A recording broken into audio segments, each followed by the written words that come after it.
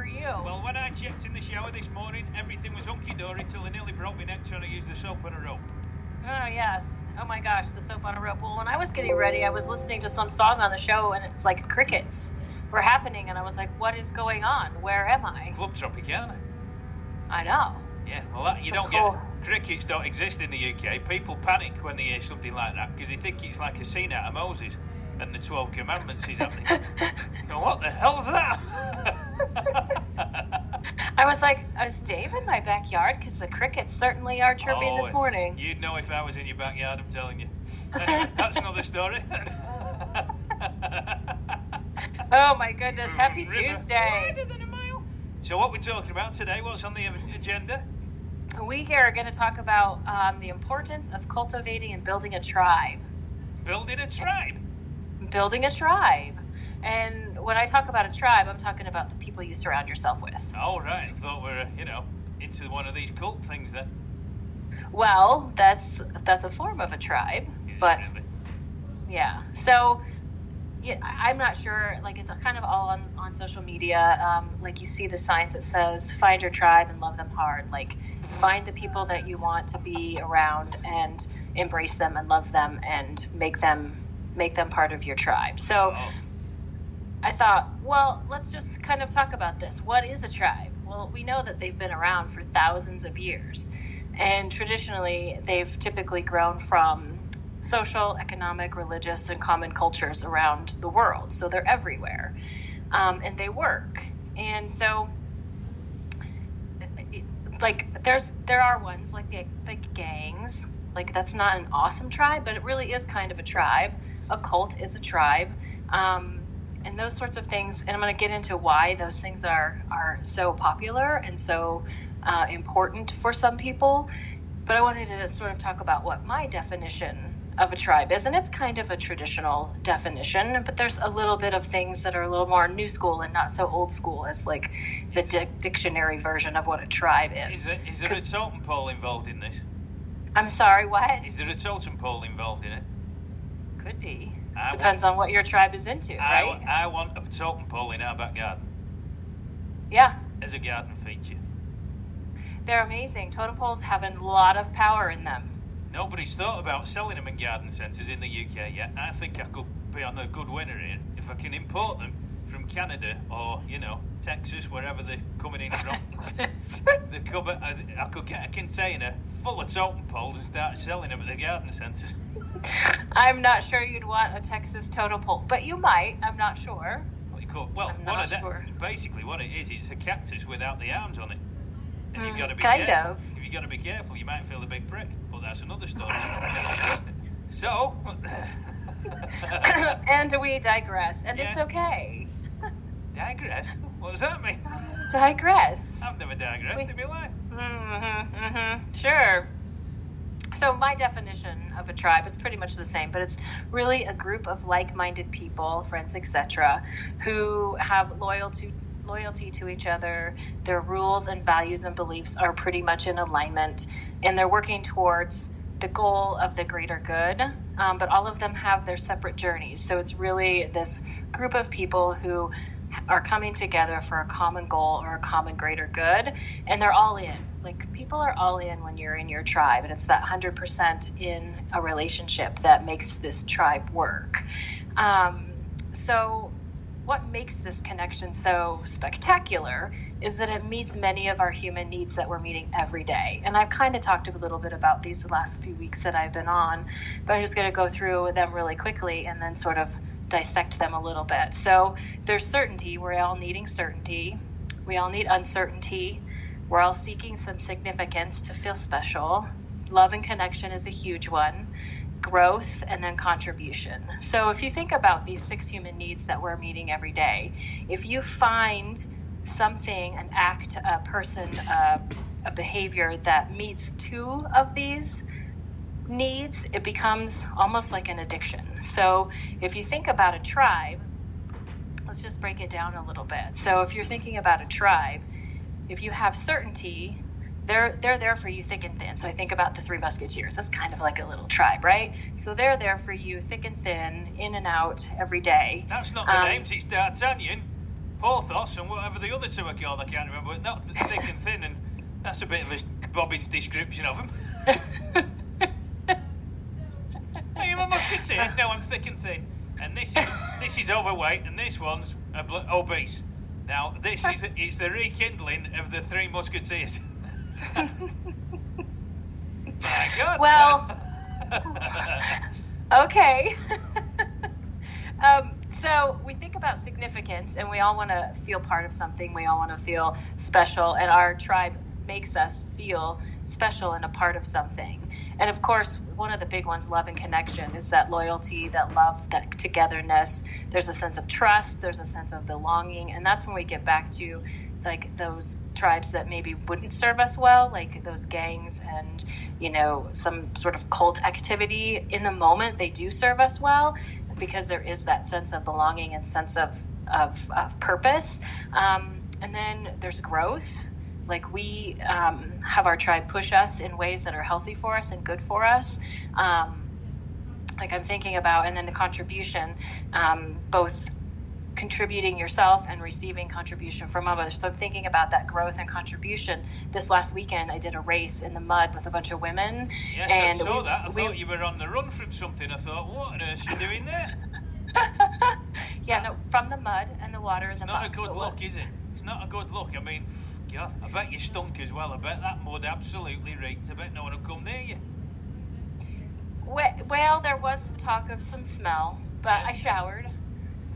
But that's beside the point. I bet the smell's still there. I bet in that house there's a strong twang. No. I am perfectly clean. But anyway, going back to the growth and contribution. So not only did I think I would never be able to climb all these obstacles and like run through the muck and the mud, but I did, and I was pushed by women that I didn't really know. I pushed by my friends, and then I also got to contribute by hoisting people up, and people were standing on my shoulders, and people were, we were cheering each other on. So it was this sense of camaraderie that got us through this day, and it was really amazing. So that is what it's all about in being in a tribe of people, because you're getting, if you remember, there's 2 things you need to have something be addicting. Well, you got 5 right there in your tribe. Was this when you went shopping at Walmart all this happened? Because you said something, you messaged something on your timeline saying just nipping out to the shops, and then the next thing I've seen all these pictures on there, and I'm thinking, I don't remember people looking like that when I've been walking around the supermarket. Well, there's a lot of things happening on my timeline, and sometimes they're out of sequence and sometimes they're not. Yeah. Which is very disconcerting when you see you looking like you've been hit by a steamroller and then run over and covered in sludge and mud and God knows what else. And then a big smile on your face going, yeah. See, I made it through. I made it through with my tribe, right? Apparently, yeah. Yeah. So let's take a quick break, and then I'm going to come back and I'm going to talk a little bit about like how we know in relationships when they've run their course. And so that has to do with our tribe as well. But we're going to go out on the all-day special with Dave Halen and I, Kenny Rogers, Through the Years. Through the years. Wow. I'm with you on Kenny Rogers. Come on, man. What has Enough's he done? enough. What has he done? There's something not right there. If he goes through passport control, there's no way in a month of Sundays he's getting on a plane because he won't let him in. Right. He used to be one of my all-time favorites, like to watch on TV and to listen to, and that's some of the songs my parents used to play. And then I saw him recently. I'm like, whoa, who's that dude? Yeah, he looks like someone's actually shoved a totem pole up his backside. That's what he makes it, because he's got no facial expression now. He's just, right. Eyebrows are up about 3 inches, his eyes are fixed in one position. It must hurt him to blink, never mind anything else.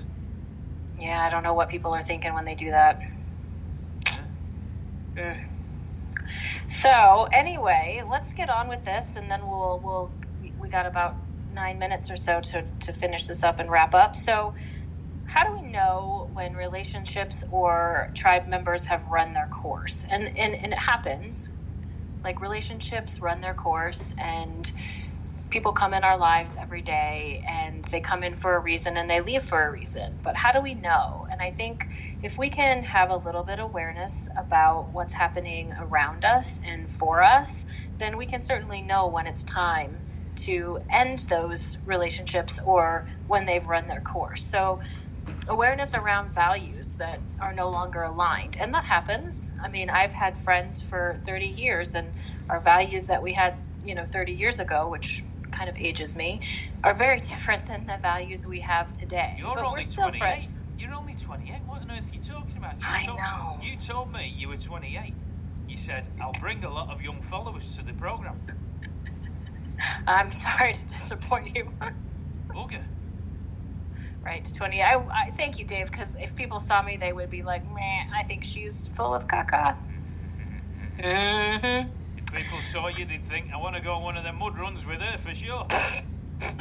Especially if I'm covered in mud, right? Oh, yeah. Well, whatever rocks your boat, Don't knock it till you've tried it, that's what I say.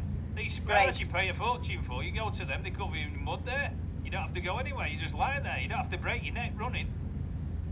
Well, we kind of talked about that because we felt like our skin got very exfoliated. Get what? Exfoliated. Did it? It did. It was very exfoliation experience. What? But there was mud in places that you didn't think mud could ever get, which was disgusting. So anyway. Oh, God, that don't bear thinking about where that's going. Woo!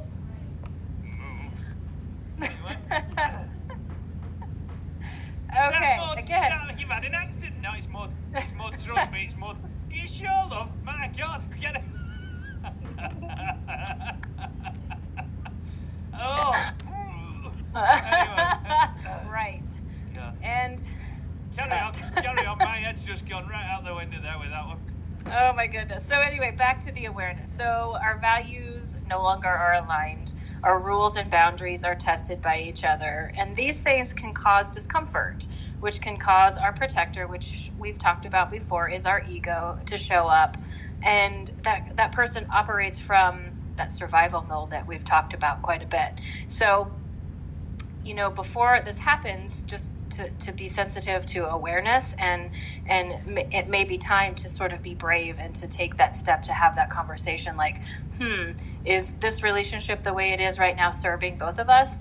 Are you in alignment with what's happening before it gets bad? I think that we all get to those places where you get frustrated and you get angry and you get sad and you're misunderstood, and it just the relationship ends in a not so awesome way. And so if we can have a little bit of awareness and say, I think it's time that this relationship has run its course, and we can move on and honor what we've learned, and honor that we loved, and honored that we've had these friendships and these times together. And it can be a very different world than how sometimes relationships end. So in end, find your tribe and love them like they're your brothers and your sisters, and things will be so much better for you if you have people surrounding you that propel you forward, that empower you, and that you can then turn around and do that for them.